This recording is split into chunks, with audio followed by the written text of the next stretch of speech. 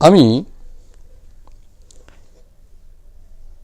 Tree প্ল্যান্টিংয়ের জন্য এই মগগুলি ব্যবহার করেছি। কারণ কি, এই মগটা এখানে দেখুন কিভাবে আমি লাগাচ্ছি, এইভাবে ঝুলিয়ে রাখা যাবে। কিভাবে এই মগটা ট্রিপট হিসেবে ব্যবহার করেছি যখন প্ল্যান্টিং করেছি তখন আমি দেখাবো। এখন দেখাচ্ছি কিভাবে এই ট্রিপটগুলিকে এখানে হ্যাঙ্গিং করছি।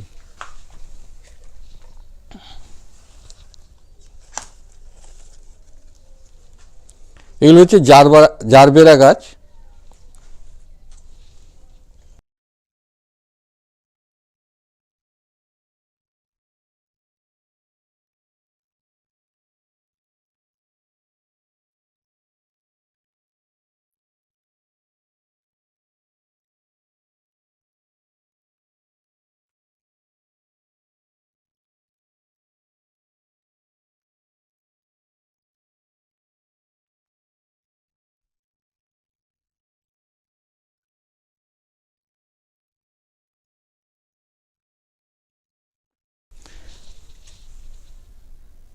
আপনারা যদি আরও বেশি প্ল্যান্ট এইভাবে হ্যাঙ্গিং করে রাখতে চান তাহলে এই বাঁশটাকে আর একটু বড় ব্যবহার করতে হবে। এবং এই যে নিচেতে দেখছেন এই পাগুলো আর একটু বড় করতে হবে। এটা অবশ্য যাতে খুব হাওয়া দেয় সেরকম জায়গায় রাখা যাবে না, কারণ তাহলে এটা উল্টে যেতে পারে। যদিও এই লোড আছে, লোডের জন্য এটা একটা চাপে থাকবে, খুব সহজে যাবে না, তবু একটু আড়াল জায়গায় রাখাই ভালো। এই বাঁশটার সাহায্যে কিভাবে এগুলো কাটিং করলাম, কিভাবে এগুলো রেডি করলাম এর ভিডিও এবং সেই সঙ্গে ট্রি প্ল্যান্টিংয়ের ভিডিওটাও আমি এরপরেই দেখিয়ে দিচ্ছি।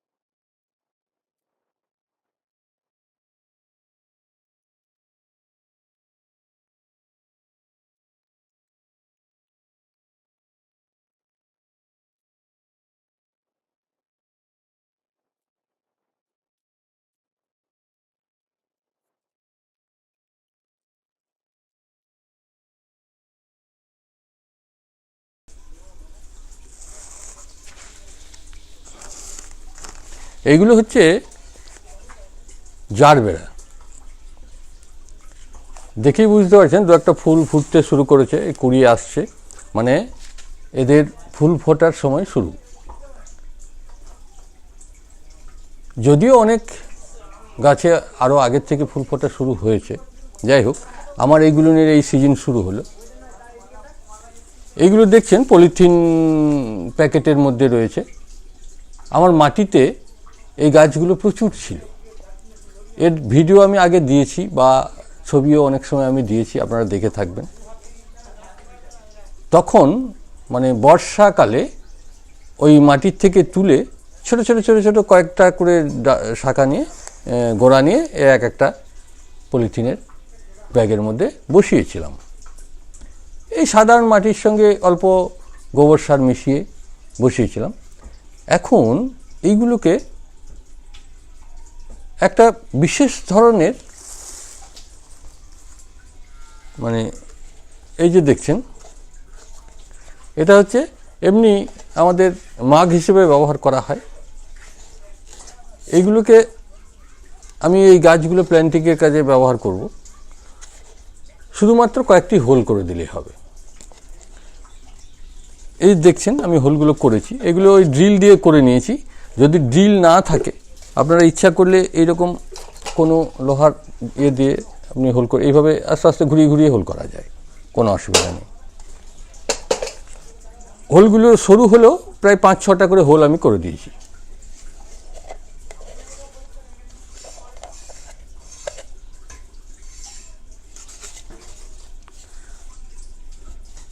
যাই হোক এইগুলো নিয়ে আমি এই গাছগুলোকে প্ল্যান্টিং করব।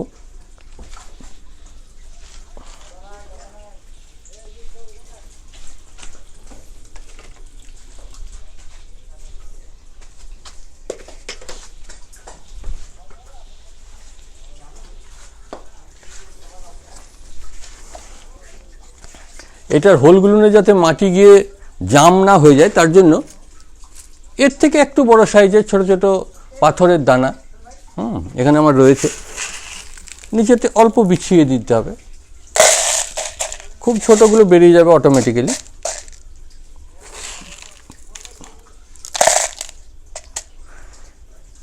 এবার এই মাটিটা অল্প দিয়ে দেওয়া।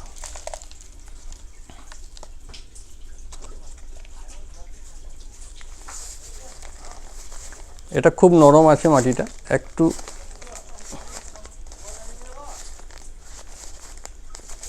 এইভাবে একটু চিপে যদি আমি এই পটটাকে বের করে নিতে পারি,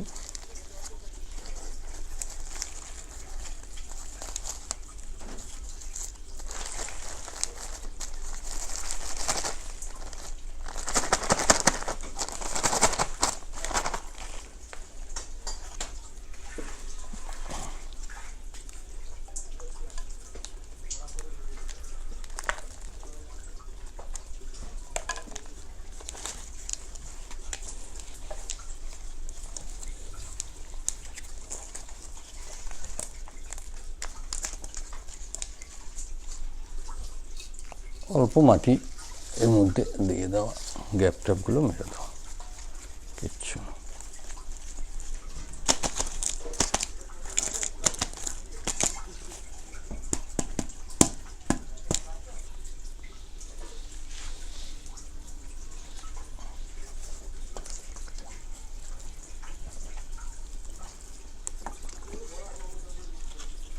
এই একটা হয়ে গেল।